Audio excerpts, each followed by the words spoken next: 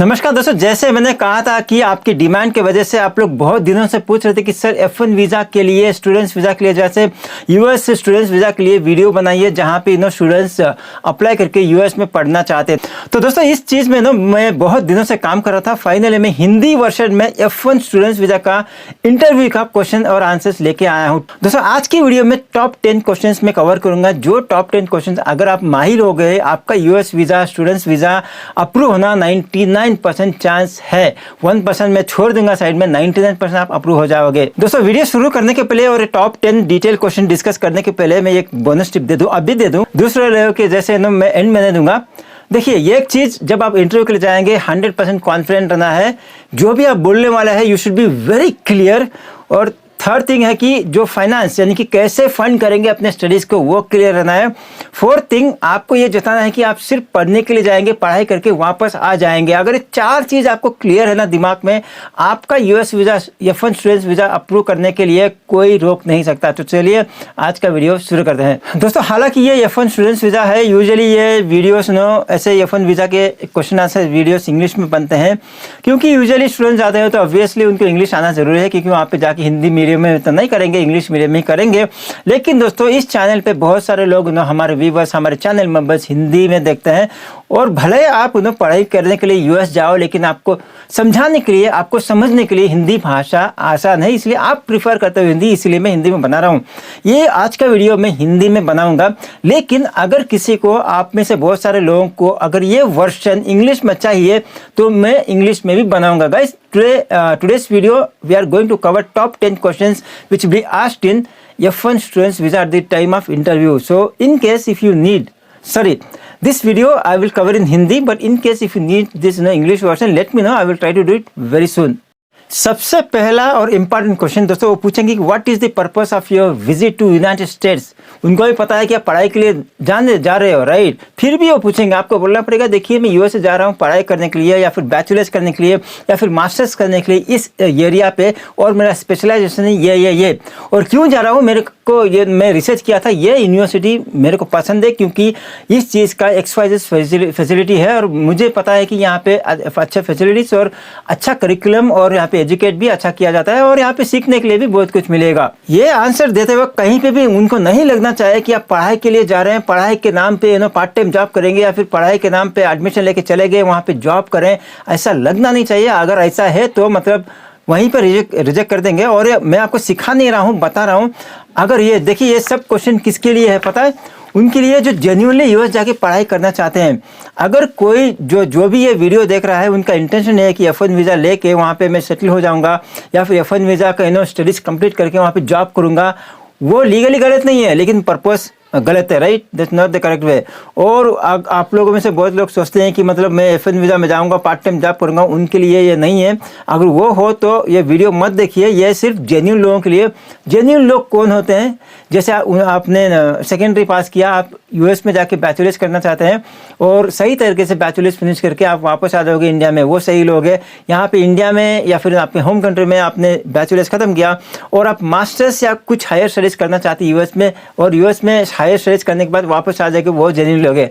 ये दिमाग में रख लीजिए, यही पर्पस ऑफ विजिट होना चाहिए। वो घुमा फिरा के पूछेंगे, लेकिन आपका कॉन्सेप्ट यही होना चाहिए। और दोस्तों सेकंड क्वेश्चन ये पूछता है कि हैव यू रिसीव्ड I-20 क्या आगे आपके पास बता सकते हैं? बोलेंगे तो तुरंत देखिए 99% ऑफ इंटरव्यू में I-20 मांगते हैं। I-20 वो देखते हैं क्योंकि वहाँ पे ज़्यादा डिटेल्स लिखा होता है, जैसे आपके प्रोग्राम के बारे में, कोर्स के बारे में, यूनिवर्सिटी के बारे में, कितना फीस है, कितने साल का कोर्स है, वगैरह वगैरह सब लिखा होता है। मतलब ये एक बाइबल की तरह हो गया उनके लिए, ये उनको डिसीजन लेने के लिए आसान होता है। तो I-20 रहना जरूरी है। I-20 के बिना आप इंटरव्यू जा ही नहीं सकते। जो लोग I-20 के बिना जाते हैं, मतलब उनको पता ही नहीं है F1 वीज़ा के बारे में, तो यही रिक्वेस्ट करूंगा कि I-20 रख ले, I-20 के बाद ही जाइए। और I-20 समझ लीजिए, ये नहीं कि I-20 मिला और अंधाधुन चले गए। प्लीज़ रीड केयरफुली I-20, समझ लीजिए कि क्या लिखा है, और वहीं से वो क्वेश्चन निकालेंगे, क्रॉस क्वेश्चन करेंगे, आपको सही से जवाब देना पड़ेगा। दोस्तों तीसरा और इम्पोर्टेंट सवाल पूछ सकते हैं दोस्तों, who is going to pay for your studies, और how are you managing your studies of funds. ये बहुत इंपॉर्टेंट है दोस्तों। तीन ऑप्शन है आपके पास। एक ऑप्शन तो यूजुअली क्या होता है कि my parents are going to fund this fund, right, पूरे के पूरे पेरेंट्स फंड करेंगे वगैरह वगैरह बोलना पड़ेगा। इस बेस में क्या होता है कि अगर पेरेंट्स बोलेंगे तो आपको डॉक्यूमेंटेशन प्रूव करना पड़ेगा। जैसे पेरेंट्स क्या करते हैं पूछेंगे, बिजनेस करते हैं या जॉब करते हैं, उनका इनकम सर्टिफिकेट लेना पड़ेगा। जैसे कि मतलब जॉब करते हैं तो पे स्लिप, अपॉइंटमेंट लेटर उनका पूछ सकते हैं, या फिर ITR पूछ सकते हैं, और बैंक स्टेटमेंट भी पूछ सकते हैं, वो हो गया। और दूसरी बात, अगर बिजनेस करे तो ये सब डॉक्यूमेंट प्लस कंपनी का जो भी बिजनेस का रजिस्ट्रेशन सर्टिफिकेट वगैरह डॉक्यूमेंट पूछेंगे, ये हो गया। अगर सेकेंड थिंग आप पूछ रहे थे कि यार कि देखिए, अगर या फिर दोस्तों अगर आप पूछते हैं कि मैं बैंक लोन लेके स्टडीज कर रहा हूं, तो वो भी बताना पड़ेगा कि बैंक लोन का डॉक्यूमेंट्स वगैरह वगैरह, लोन का डॉक्यूमेंट बताना पड़ेगा।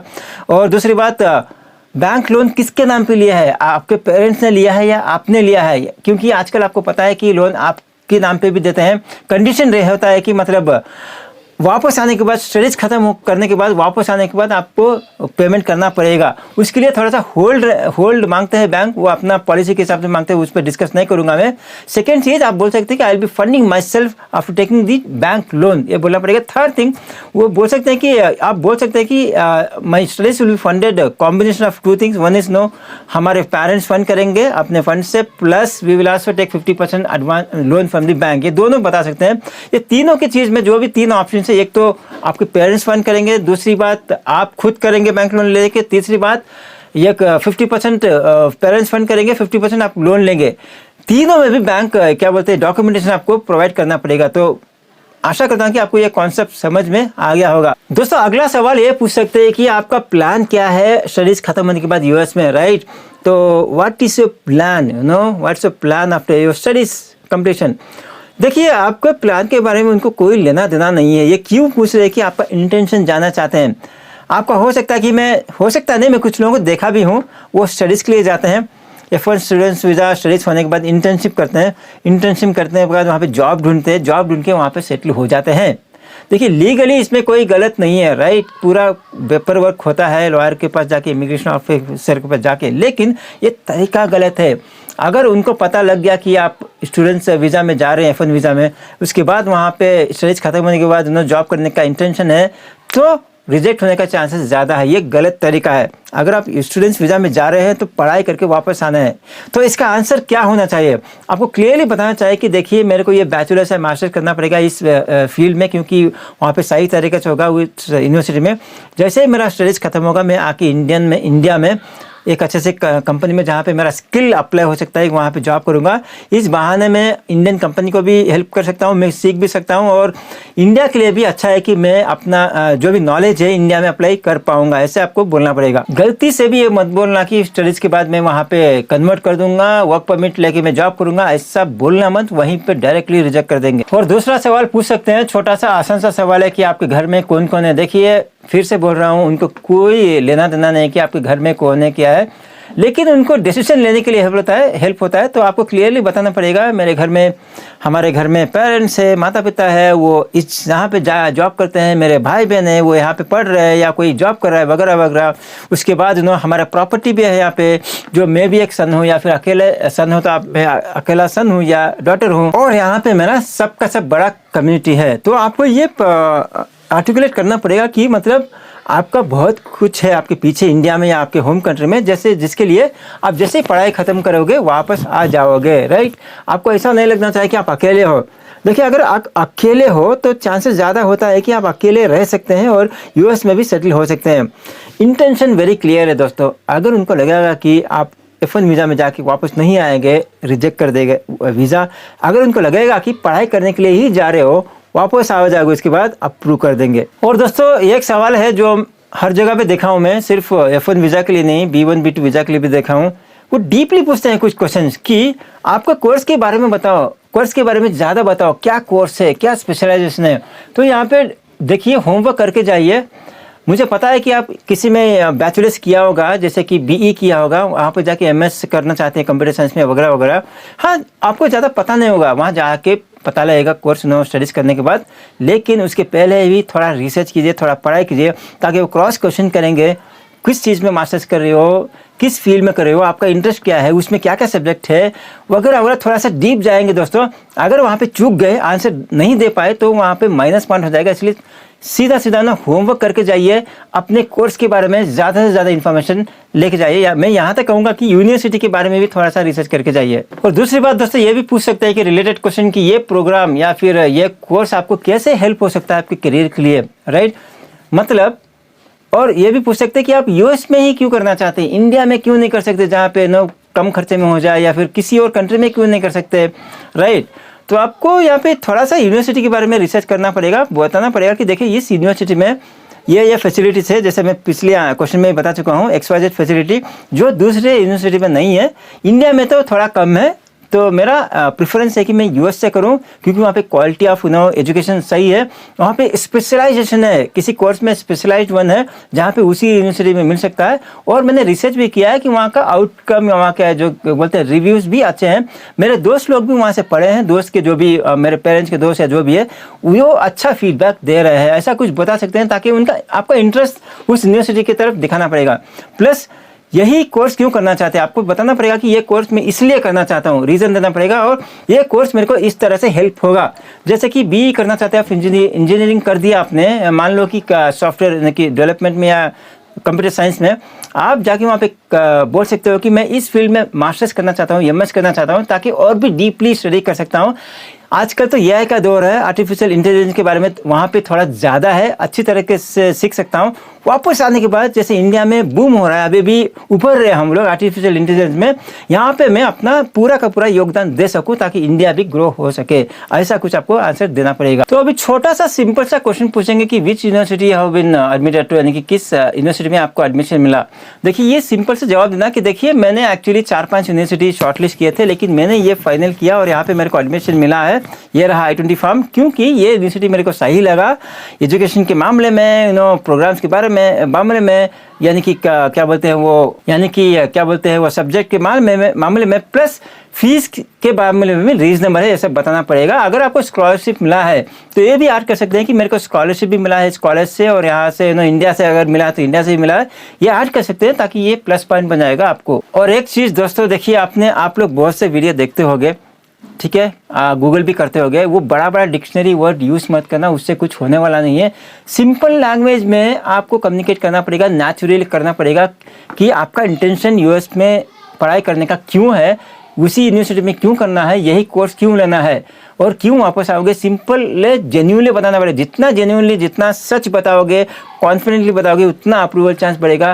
क्योंकि मैं ऐसा ये सब B1 B2 वीज़ा, दूसरे वीज़ा कैटेगरी के लिए मैं यही बोलता हूँ, और ये अच्छी तरह से काम होता है। आप पूरा यानी कि रट्टा मार के आओगे, पूरा यूट्यूब में देख के या फिर गूगल से देख के, यहाँ से पूरा डिक्शनरी वर्ड वहाँ पे जाके बोल दोगे तो वो समझ जाएंगे कि आप रट्टा मार के आए हैं।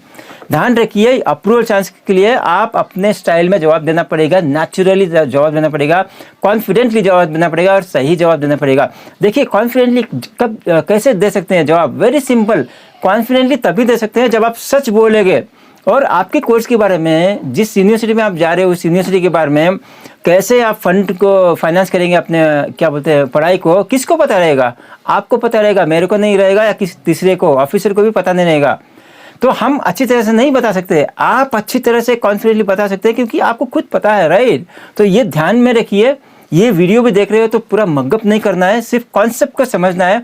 कॉन्सेप्ट को समझने के बाद आंसर सब आपके पास है, बस नेचुरली प्रेजेंट करना है ऑफिसर के सामने। तो अगला इंपॉर्टेंट क्वेश्चन पूछ सकते हैं कि आपके कोर्स का या डिग्री का या मास्टर्स का ड्यूरेशन क्या है। आपको क्लियरली बताना पड़ेगा कि क्या ड्यूरेशन है, और फर्स्ट ईयर में, सेकेंड ईयर में या फिर थर्ड ईयर में क्या क्या होगा। जैसे कि फर्स्ट सेकेंड ईयर में हो सकता है कि आप एकेडमिक प्रोग्राम्स को पढ़ाया जाएगा, थर्ड ईयर में हो सकता है कि आपको वो PT कर दिया जाएगा, फिर इंटर्नशिप लगा दिया जाएगा। आपको क्लियरली बताना पड़ेगा, कुछ छुपाना नहीं है। अगर आपको लगता है कि 2 साल का प्रोग्राम है, थर्ड इंटर्नशिप होगा, जैसे पार्ट टाइम जॉब के लिए बताया से गड़बड़ जाएगा, ऐसा नहीं करना है। क्योंकि वो उनको देखिए, आपकी तरह हजारों लोग जाते हैं, उनको सब पता रहता है कि कौन से यूनिवर्सिटी में क्या प्रोग्राम है। अगर आप घुमाने की कोशिश करेंगे उनको, तो उनको पता लग जाएगा, आपको -1 हो जाएगा। इसलिए बोलता हूँ कि आप सच बताइए जो भी है। 3 साल में से 2 साल प्रोग्राम है, 1 साल इंटर्नशिप है, या वो PT में जाके पार्ट टाइम जॉब करना है, नो इश्यूज, बताइए। लेकिन कुछ भी झूठ नहीं बताना है, ठीक है। वो यही एनालाइज करेंगे कि आप सच बोल रहे हो, झूठ बोल रहे हो। झूठ कतई नहीं बोलना है। और ये क्वेश्चन पूछ सकते हैं कि दोस्तों, क्या आप US जाने के बाद क्या आप जॉब करेंगे? ये पूछ सकते हैं कि क्या आप पार्ट टाइम जॉब करोगे या फिर F1 वीज़ा में जाके आप वहाँ पे जॉब करोगे या फुल टाइम जॉब करोगे, कुछ भी पूछ सकते हैं, घुमा फिरा के जॉब करोगे बोल के पूछेंगे। आपको क्लियरली बताना है कि नहीं, मैं यूएस में जॉब नहीं कर मैं यूएस में जॉब करने के लिए नहीं जा रहा हूँ, मैं यहाँ पे यूनिवर्सिटी में पढ़ाई करने के लिए जा रहा हूँ, F1 वीज़ा में पढ़ाई के लिए जा रहा हूँ। जैसे ही मेरा कोर्स खत्म हो जाएगा मैं इंडिया वापस आ जाऊँगा, इंडिया में आके मैं अपना जो भी बिजनेस करूँगा या फिर अच्छे कंपनी में अपना जॉब ढूंढ के अपना स्किल को या यूटिलाइज करूँगा, ये बताना है। गलती से भी मत बोलना कि यस मैं पार्ट टाइम जॉब करूँगा, yes part time job allowed है वगैरह वगैरह। आपको ज़्यादा क्या बोलते हैं स्मार्ट होने की ज़रूरत नहीं है। लीगली सबको पता है कि पढ़ाई करते करते आप पार्ट टाइम जॉब कर सकते हैं, जहाँ पे 20 आवर्स पर वीक कर सकते हैं, कोई बात नहीं है। लेकिन आपको बताना नहीं है, और बताना नहीं, मैं जनरली बोला कि करना भी नहीं है। आप पढ़ाई के लिए जा रहे हो, यस राइट, पढ़ाई करके वापस आना है। वहाँ part time job full time job करने की ज़रूरत नहीं है। पढ़ाई के लिए फंड का बात है, फंड आपके पेरेंट्स सपोर्ट कर रहे हैं, आपने बैंक लोन लिया है वगैरह वगैरह, पार्ट टाइम जॉब का बात ही नहीं आना चाहिए। फुल टाइम तो छोड़ दीजिए। जैसे आप बोलेंगे yes I am going to work in US, उधर ही रिजेक्ट कर देंगे। पार्ट टाइम जॉब करूँगा बोलेंगे, वहाँ पे सोच में पड़ जाएंगे। सिंपल चीज़, F1 स्टूडेंट्स वीज़ा में पढ़ाई के लिए जा रहे हैं, पढ़ाई करके वापस आ रहे हैं, बस आंसर होना चाहिए कि no I am not going to do any kind of work in US, I just finish my degree और masters and come back to India. ठीक है, to live with my family and to join Indian company or to do XYZ business. Clear? इस visa में मैं बता दूँ, repeat कर दूँ, F1 स्टूडेंट्स वीज़ा में जॉब नहीं कर सकते। देखिए पार्ट टाइम कर सकते हैं, लेकिन मैं सभी को ये बोलूँगा कि आपका पढ़ाई करने के लिए जा रहे हैं, जॉब नहीं करना है, राइट? जॉब नहीं करना है, फुल टाइम जॉब तो इलीगल है। पता लगेगा तो आपको वहाँ पे डिपोर्ट कर देंगे वहाँ से, राइट? तो ठीक है दोस्तों, मैंने टॉप 10 क्वेश्चन पिक करके आपको बता दिया। आशा करता हूँ कि आपको ये कॉन्सेप्ट समझ में आ गया होगा, क्वेश्चन आंसर समझ में आ गया होगा। और भी क्वेश्चंस है, फॉलोअप क्वेश्चन F1 वीज़ा के लिए मैं सेकंड वीडियो बना के डालूंगा। और ये वीडियो आपको कैसा लगा आप कमेंट में बताइए मेरे को, और कोई क्वेश्चन है, क्लैरिफिकेशन है F1 वीज़ा के बारे में बताइए, मैं आंसर करने की कोशिश करूँगा। और आपको मेरी एडवाइस चाहिए, गाइडेंस चाहिए, हेल्प चाहिए इस इंटरव्यू प्रिपरेशन के लिए, आप मेरे को ईमेल भी कर सकते हैं। मैं कोशिश करूंगा कि आपको हेल्प करूं। बोनस पॉइंट अगेन रिपीट करूंगा, F1 वीज़ा अप्रूव करने के लिए बहुत आसान सा तरीका ये है कि आपको कॉन्फिडेंट रहना पड़ेगा, नंबर 1। नंबर 2, आपको 100% सच बोलना है, ट्रुथ बोलना है। नंबर 3, ये ध्यान में रखिए कि आप सिर्फ वहाँ पे पढ़ाई करने के लिए जा रहे हैं, पढ़ाई करके वापस आएंगे। ये 3 चीज़ ध्यान में रखेंगे, आपका वीज़ा अप्रूव करने के लिए मतलब कोई रोक नहीं सकता, राइट? तो ये वीडियो अच्छा लगे तो लाइक कीजिए, शेयर कीजिए, जो भी F1 वीज़ा इंटरव्यू के बारे में तैयारी कर रहे हैं। और अगर आप इस चैनल पे पहले बार आए हैं तो सब्सक्राइब कर सकते हैं, क्योंकि ऐसे ही US वीज़ा रिलेटेड वीडियोस में अपलोड करते रहता हूँ। तो चलिए, मैं मिलता हूँ आपसे अगले वीडियो में, तब तक टेक केयर, बाय बाय। लेकिन मैं इसका इंग्लिश वर्जन बहुत जल्द लेके आऊँगा, तो उसी वीडियो में मिलता, बाय।